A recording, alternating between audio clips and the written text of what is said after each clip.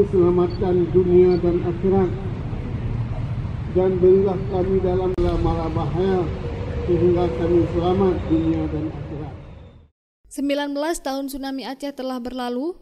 Presiden Republik Indonesia ke-6 Susilo Bambang Yudhoyono atau SBY melakukan ziarah ke kuburan massal korban bencana gempa dan tsunami Aceh 2024 di Siron, Kabupaten Aceh Besar pada Senin 25 Desember 2023 kemarin.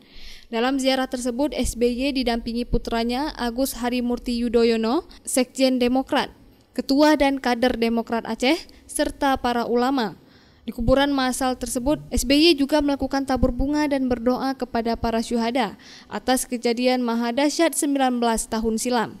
Dalam sambutannya, SBY mengatakan tsunami Aceh merupakan sejarah yang tidak mungkin dilupakan. Ia mengajak semua pihak untuk kembali mengenang tragedi besar tersebut. Bukan hanya mengenang, tetapi kita semua, baik yang ada di Aceh maupun di Indonesia ini, menurut saya semua memiliki kewajiban moral.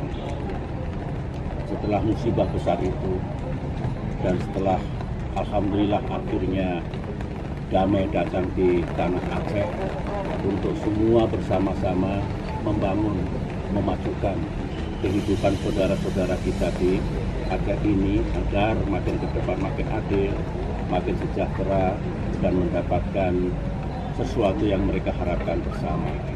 Saya melihatnya seperti itu, bahwa tentunya dalam perjalanannya, baik setelah tragedi tsunami, dengan segala upaya kita bangun kembali dulu, Aceh alhamdulillah damai, tapi masih ada tentu masalah-masalah yang harus diselesaikan dan ditangani dengan baik. Ini kewajiban baik pemerintah Aceh maupun pemerintah pusat, pemerintah Indonesia untuk bersama-sama ke depan memajukan tanah Aceh ini.